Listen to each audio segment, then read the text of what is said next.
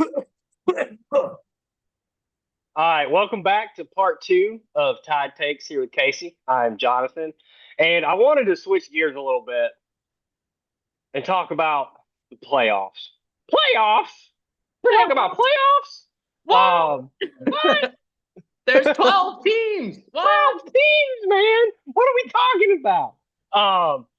But I think Bama's win over Georgia is significant, right? Like that's a win against the top five team. They were two at the time, whatever. I think, you know, I mean, with the 12-team playoffs, right? The thing that kills me about it is right the whole idea that everybody was pushing about. Oh, we want parity. We want parity across college football, right? We want the small guys to have a chance. Yeah. So I do think NIL is good, right? I think they need to come up with some crap to make it, a little more regulated. But they essentially said, hey, all the big teams with all the capital, hey, you can now just pay your players, whatever, cool. And then we're going to also, not only can you do that, but now we're going to also give you 12 teams in the playoff. Yeah. So and the SEC and the Big Ten are now like, hey, we want 8 teams between the two of us, 4 and 4. And I think all they did was make the rich get richer. Bama could essentially lose to Missouri and Tennessee, or pick 2 losses, on Bama's schedule, and they're still in, right? Like they have a win against the top 5 team, and if let's say they lose to South Carolina, not just the top 5 team, we lost to a top 5 team being an underdog at home. Anyways, continue. Yeah, and I think especially if we beat Tennessee, or Missouri's undefeated when they get to us, which they could be if they get past Texas A&M. I think Missouri's more like that Mississippi State team with Dak Prescott and those undefeated. But you know how Texas A&M can be, like one game a year they can just throw up 48 points and just like just out of nowhere. Yeah, like the LSU game that was like 78 to 72 or whatever. 8 overtimes. The game that made them change the rules. And then you watch their offense for half the year, and it's like, you only scored 28 3 times. Got it. But I think they made the rich get richer, and I really don't think they should. I don't think there should be 4 automatic bids for anybody. I think it should be the best 12 teams. There should be no group of 5 automatic bid. Like, dude, that means the highest group of 4 team or group of 5 or whatever the hell it is now. Yeah. You can have a 2-3 loss group of 5 team in the playoffs over a 2 loss or even a 3 loss SEC team that lost to 3 top 5 teams. Like, what are we talking about? No one wants to see. So hear me out. It's kind of like I do agree it should be the 12 best teams, but you got to look at every major sport that's out there right now. Like they have real divisions, right? I mean, look at the NFL. What is it? The AFC? God, I don't remember. AFC like North or something with the Bengals and the Bills. That's the Bills are with the Patriots, Miami, and anyways, I forgot whichever one it was, but there was a year recently where all 4 teams from their division should have gone to the playoffs. But because they're divisions, it's just not likely. So I agree with the whole, the 12 absolute best teams. But I do think, I think there should be an auto bid for that's why I struggle with auto bids for anybody. It's because it's well, the ACC should be represented, but if they ain't one of the best 12 teams, then why the hell should they? And then if the Big 12, there is zero. I mean, there's no reason this year that you can honestly tell me that there is a Big 12 team that will compete with the top SEC and the top Ohio State. Maybe not compete, beat. I should say beat. They're not going to beat a top SEC or top Big they're Ten. not even going to come close, bro. They're pumping up Colorado again, and Deion's a good coach, right? Deion's been around football a long time. That dude knows a ton of ball. He's got some good players. Yeah, but like you saw what Nebraska's defensive line did to them. Dude, Nebraska's defensive line, bro. Like, come on. What? Why? Why are we having this discussion? Like, I feel like stop Nebraska's propping them up. All it does is all they're doing is ratings, right? They know Colorado and Dion pull ratings, so they're pumping up a team for ratings. They do it with Notre Dame all the time. But I feel like Nebraska and Wisconsin, I mean, they're like interchangeable. Yeah, I think Nebraska had their quarterback got hurt in Wisconsin. Yeah. But I think like Nebraska does have a better quarterback. Oh, but, like, significantly, dude. That kid but that wasn't the problem against Colorado, right? The problem was they couldn't block anybody. And dude, Kentucky is absolutely railing Colorado. Kentucky's defensive line is going to work on Colorado. South Carolina's defensive line may be top 5 in the country. They're gonna, bro. Like, just no. I can't stand it, dude. And SEC bias, Bama bias, blah blah blah blah blah. Dude, I mean, just call it like you see it, bro. Like, stop. That's the one thing that kills me. It's the one of the reasons we started doing this was because we were so sick of hearing all this crap and overarching just, oh, well, if they win the line of scrimmage, then they're going to win the game. Like, oh, wow, anybody who's ever watched 5 seconds of football can tell you that. Like, wow, man, I'm so glad I got that tape, bro. Like, whoa, man. Whoever wins the turnover battle will win the game. Man, turnovers are really important. No shit, Sherlock. No fucking shit. You give the ball to the other team, and they get points. Wow. So are outs and runs in baseball. You just described the game. If we score more runs, Bama wins because they scored more points. Congrats, bro. No, but you're right though. Like the problem is like, week in and week out. But it's not even. Look at the team talent grades by all the recruiting sites. Who has the most in the top 25? SEC. Who's directly behind them? Big Ten. Who has the most recruiting classes in the top 25 every fucking year? The SEC. Who's right behind them? The Big Ten. So you can say what you want about teams, okay? But as far as talent, the SEC and the Big Ten have the best, and it's especially with the Big Ten getting Oregon and USC, the big true powers of the West, right? And then we picked. Didn't they get Washington too? They got Washington and UCLA. Like any given day, UCLA and Washington, could be a very competitive. I mean, hell, you saw Washington last year, but I think we know why that happened. But thank you. Right. Thank you. Not my stay. But you look at look at who we got, Texas, Oklahoma. Every single year, as far as talent and recruiting, they're in the top 15.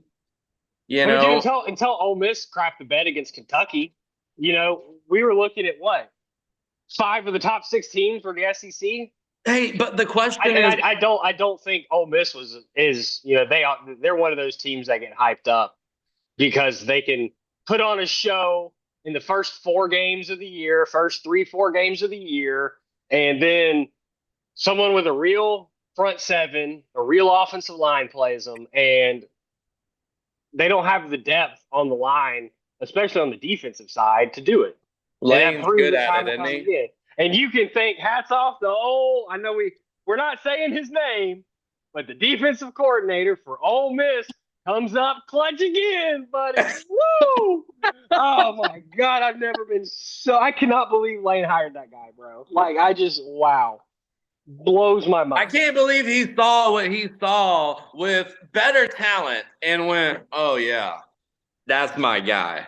Yeah, you're that guy now. In case you guys didn't watch the first part, we are talking about the bearded sloth, aka Pete Golding. Okay, you don't. I know, but people if they didn't watch the first part, they're gonna be like, who the heck are these guys talking about? The bearded sloth. And I mean, like, and I know we were talking about the playoffs, so we kind of got a little off tangent there. But like, this is why I never thought they should have gone to 12. It should have always been 6. It should have been 6 because yes, there are years where the 7, 8, pretty good teams. Take 2010 Bama for instance. Like that team was loaded, and if they were in the playoffs, there's a really good chance they win it after they get their legs back under them. But like most years, 90% or more of years, teams 6 through 12 are just not competing with teams 1 through 5. No. They're just not. No. It's and that's college football. Like that's just what college football is. Especially those years where like Ohio State was 5. Or Georgia was 5. It's like because they lost in the SEC or the Big Ten championship game. Or they lost to Michigan late, and there was just like other good teams. And so they throw a freaking TCU in. Like are we not tired of watching the bullshit games? Like why did we have to play Cincinnati? Well, because Desmond. Oh, they went undefeated in the group of 5. What? Like, dude, stop. Why? Like, no, stop. We don't. We want to watch competitive football. Like, I want Bama to win more than anything, but like, I still want to see a game. I want us to play Georgia, Ohio State, Oklahoma, Texas every game. Like you said, I'd rather have the top 32 teams, blue bloods in the country in one conference, and they just play each other every year, have our own top 14, 12 team playoff, and just let them go at it. I'd rather watch that. No one wants to watch Boise State play the SEC runner-up at 5.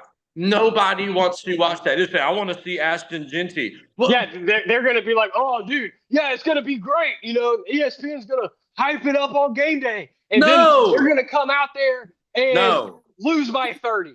And like, yeah, everybody will tune in for the first 5 minutes of that game and go, oh, well, Boise State just can't match up physically. Wow. Who knew? Who would have guessed? Right? And then ESPN's going to be like, wow, there's a great viewership, for that game. For the first quarter. I think the same problems with the ACC. And I'm not taking away from Clemson. Because when they had Trevor Lawrence and then Boys and Deshaun, like they had some really good teams. And they had some good pick plays. Yeah. But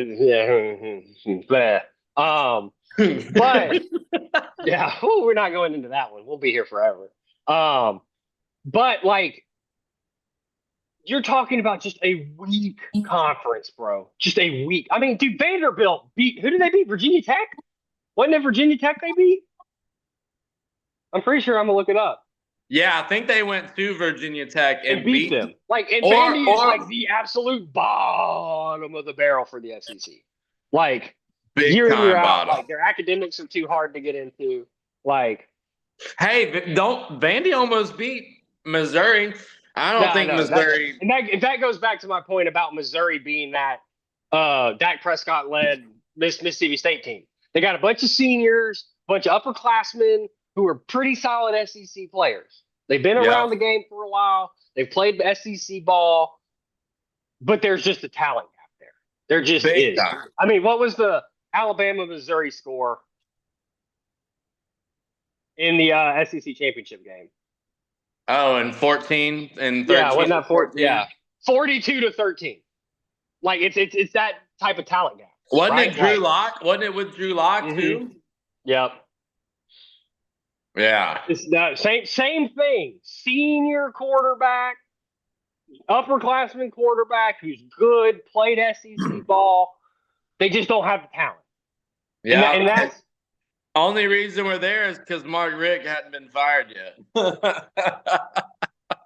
Dude, I can't believe they took as long as they did. They might have more. Like they might have. I mean, hey, but look at Florida.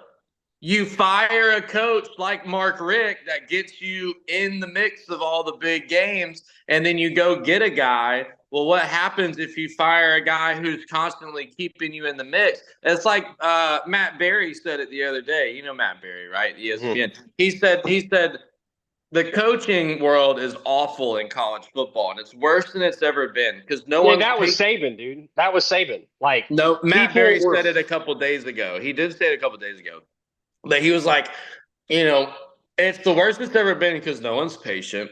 They don't give the coaches time. I mean, like he said, look at Florida. Florida fired a guy that won 3 straight New Year's Six bowls. 3 straight New Year. Do you know how many programs would kill to play in a New Year's Six, much less win the mofo, right?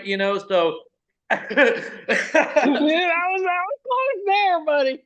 I know, but that one was going to be a little bit too just, you know what I mean? Yeah.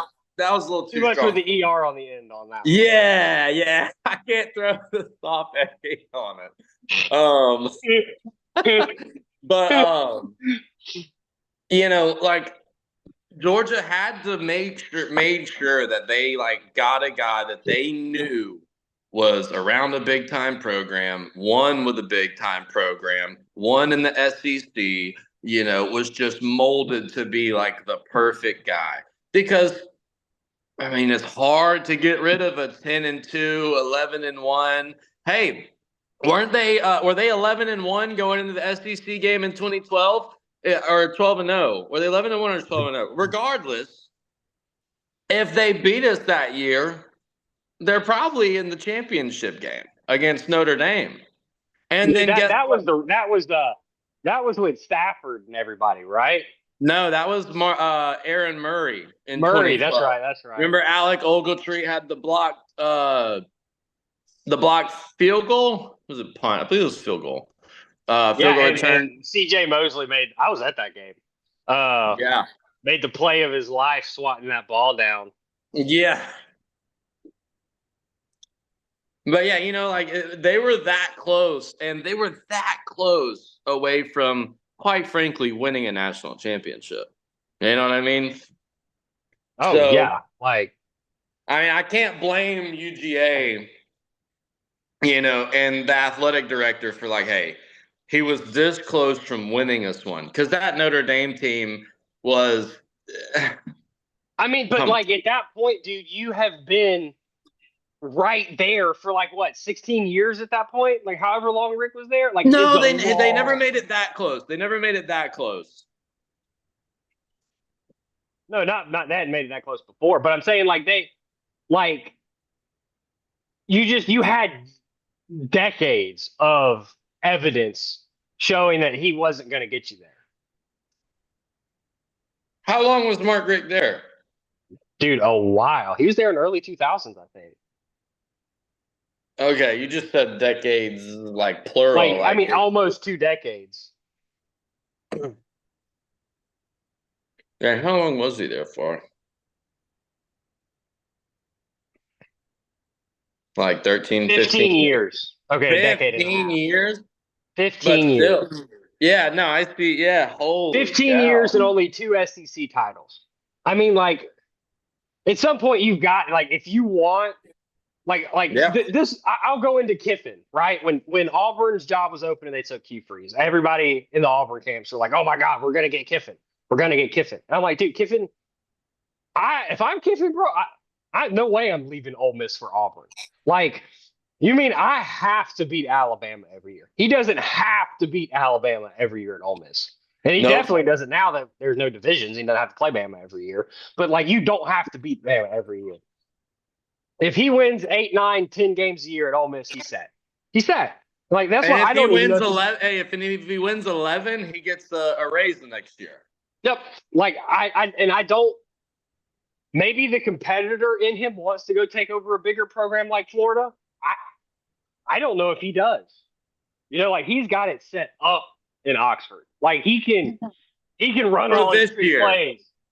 He's got it set up for this year. I mean, dude, he's had it set up. He's won 9 or more games every year he's been there.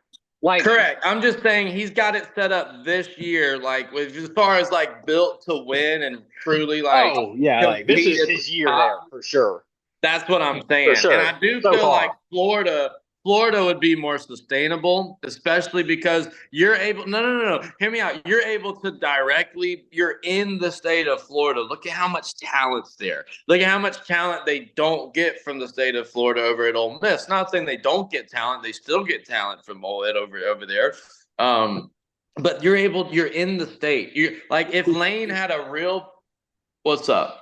No, Layla. Like if Lane had like a real presence in the state of Florida, like I think the recruiting would be off the freaking chain, and it's already very solid. I mean, you know, I don't know if he wants to go into a full rebuild at Florida. Like that's the only thing. Dumpster fire, bro. He needs all new coordinators. I mean, bro, you can't bring thou who shall not be named down there. No, sure. Gosh, no. If I'm Lane, I call Nick Saban and be like, "Look, bro, can you be my defensive coordinator?" Something, bro. Like, I mean, God, I mean, at that point, you have to do everything you can to try and get T-Rob or Schumann. Hey, but what about Belichick's kid? Yeah, I mean, maybe, but it's going to come down to it's still going to come down to if Lane wants to go down there and actually try and fight for these recruits and fight for rebuilding that program. Like he's going to have to do a full rebuild, like complete. Like it wasn't that bad. It was not that bad when Shoelaces took it over. Yeah, you definitely need someone who's arrogant, and Lane has the right amount of touch of arrogance. Yeah, I mean that's what always has done good at Florida, but like I don't know. He's getting paid like $10 million a year at Ole Miss, dude. Do you really want to give that up? I think it's 9 right now. Yeah. I mean, and yes, Ole Miss wants him to win natties, but like I think they won one national championship in like the 40s, 30s, 40s, 50s, 60s, somewhere in there. I ain't no clue. Yeah. I mean, go win it. Go get us to a New Year's Six bowl. Woo! Like, we the seal. Like, I mean, dude, all they care about is going to the Grove and getting drunk, man. Like, they win the game even better. Like, I don't know if he takes Florida, and that's where we're talking. Like, there's such a gap. And that was like my whole point was there is such a gap between the top teams and the bottom teams. There has been for years. And then now you are just giving those top teams more ammunition and expecting different results. It's not going to happen. Especially if the Big Ten and the SEC come to some sort of agreement like this, dude. Nah, really? Like, dude, if you're going to allow them... I would rather see the SEC and the Big Ten go get like 6 more teams each, and just create their own conference. Just do their own thing. We'll get the top teams from the ACC. They'll get the top teams from like the Big 12 and like a MAC or wherever the hell. Then we'll just run it. Yeah, come on, dude. We'll do 2 cross conference games. Everybody plays cross conference first 2 games of the year, and then from there on, it's 10 straight up. Yeah, the formatting would be strange because you're always going to have that. Well, that's unfair if so and so's got to play Ohio State or boo-hoo. But I think it'd be a 16-team playoff. If you can't prove that you're one of the top 16 teams, I don't want to hear it. Like fair enough. Fair enough. But I think all they did with this is the rich get richer. That's what it is. The rich have gotten richer. So speaking of the rich get richer, like how big of a recruiting game was last week's? Oh, dude, I know we talked about this a little earlier, before like this week. I don't yes, Saban had signature wins. I'm not saying Saban did not have signature wins, but like he definitely didn't have one his first year. I mean, we lost to Louisiana Monroe. Like I mean, that not a very big win for Alabama, recruiting. baby. Like, I mean, yeesh. But to do that, and I said that in the part one, right? Of the amount of pressure on DeBoer was way more than Kirby, right? Like you've got the program right now coming into your house favored. If you poop your pants, what the hell are you gonna do about it, son? Yeah, you know what like I mean? What the hell are we gonna do about it? Like if we lost that game, yeah, we, including us, would be like, I don't know if he's got it. You know, we wouldn't be like, oh, he's fired, but like, that seeded down gets in there.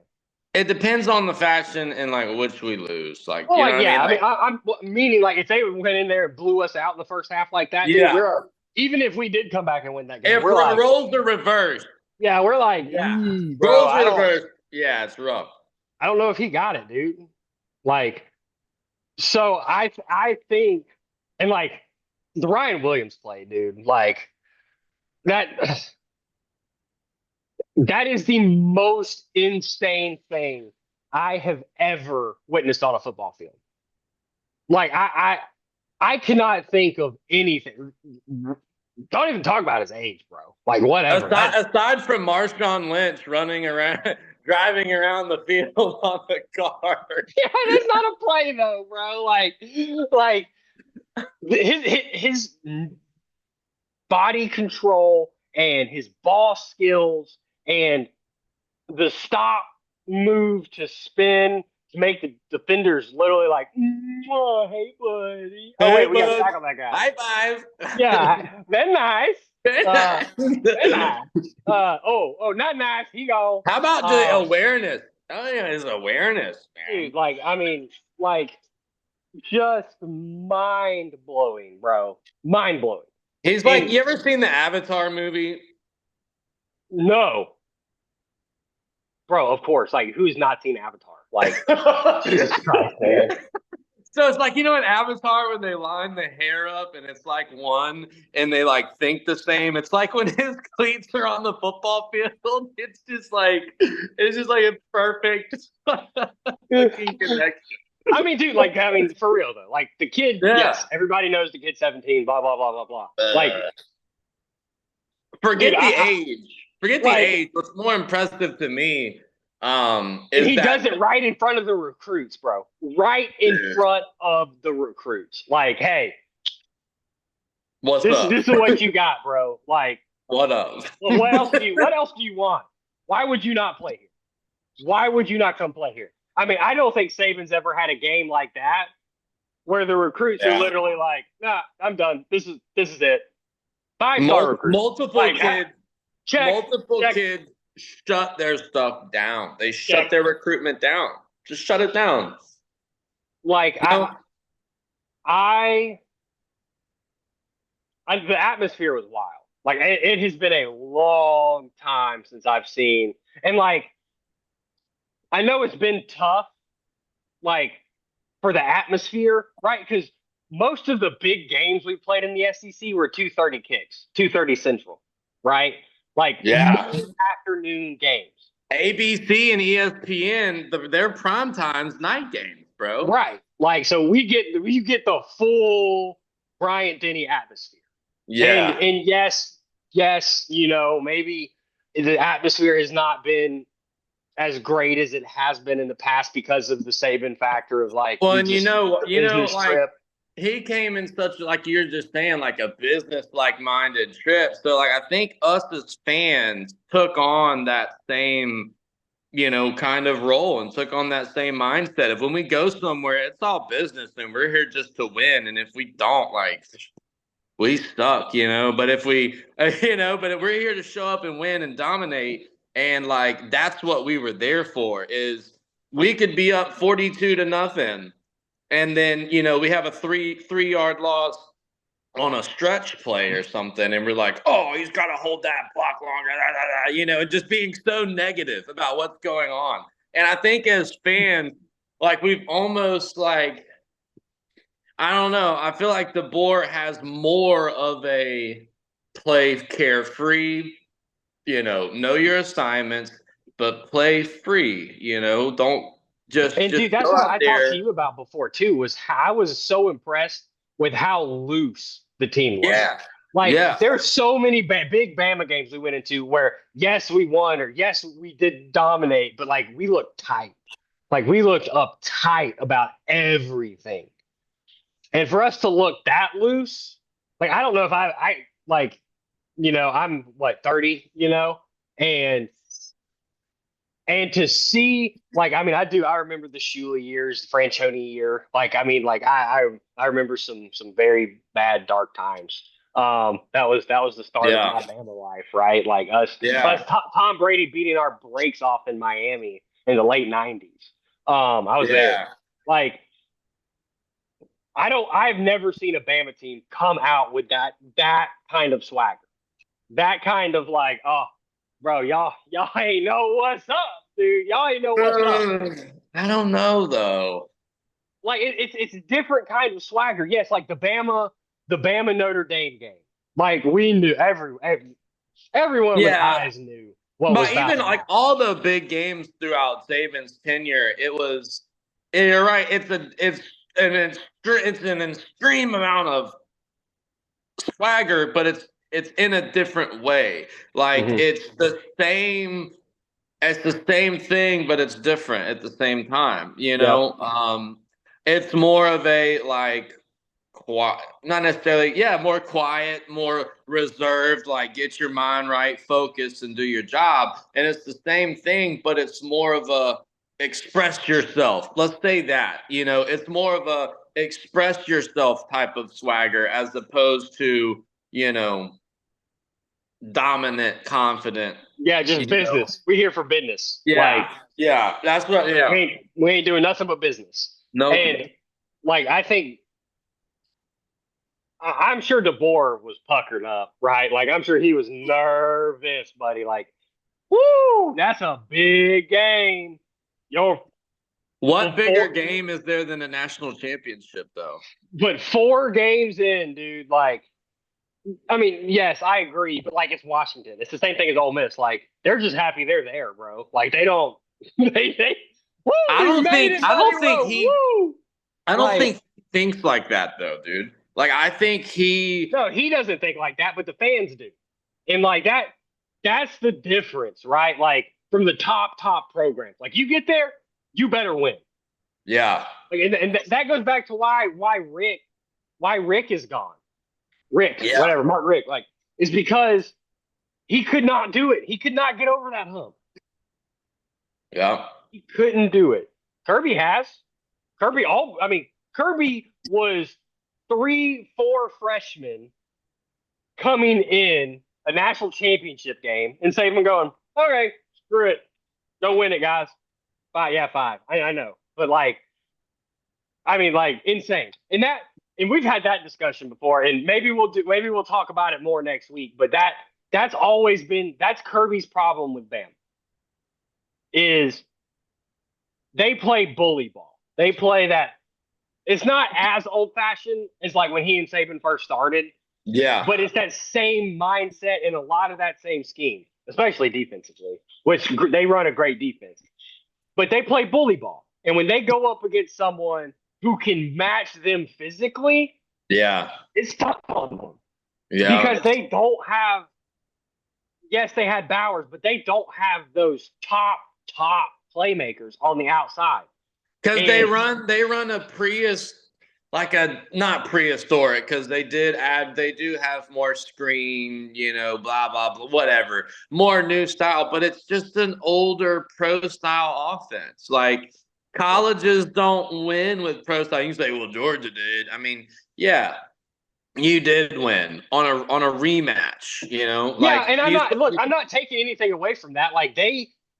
I'm not saying Bama beats Georgia every single time. I'm saying the Nope. reason they struggle is because they don't have those guys on the Yep. perimeter who can make those plays like 2 did last week. Like a 17-year-old freshman, bro, does that. Like if Georgia had that, they wouldn't have been in the position they were in. It would not have been 28-0, 30-7. It would not have been. But because of that style, when you can't go physically dominate the other team, and that Georgia team is gonna physically dominate 99% of college football. They will. Like they will. 98% of college football. There's maybe but the problem teams. is when they have to be in a shootout, they're not built for that. You saw what happened in the SEC game with Bryce. Torched them, and they weren't. Bryce threw for like over 400 that game. Yeah, it was like 420 something and like 4 tutties, and like that was his Heisman game, right? Yeah. Well, and then you got last year's game. I mean, how many 3rd and 3 just like outside zone runs did Georgia? Like 4 of them. Like a toss play to the short side of the field. Like what are we doing? And we're set up with. Hey, it was the short side of the field. It was weak side, and we had our guys lined up odd on the weak side. They weren't lined up, over evened up or over the guards and tackles. They were shaded. Towards the short side of the field. Like, that's ignorant. Anyways, but like, we got like a minute here. So their offense isn't built for that. And until Georgia changes the way Saban changed, it's going to be the same thing. You'll bully everybody except for the 2 to 3 teams that can match up physically, which is Bama, Ohio State, and Texas. Yep. No, I mean, I 100%. But I want to thank everybody for watching. If anybody does, we hope so. We're doing this for fun. We do this anyways. We're like, why not put it out there and see if anyone wants to be a part of it. If you do want a take, if you have a take and you want to send it to us, email us at tidetakes1@gmail.com. All one word, tidetakes1@gmail.com. We'd love to hear from you guys. Send your takes in. Maybe we'll put them on the show and have a discussion about it. But we're here talking ball, unfiltered, unedited, just having fun, man. Hopefully you guys enjoy it. So thanks for your time, Casey, and we'll be back next week. All right, see you guys.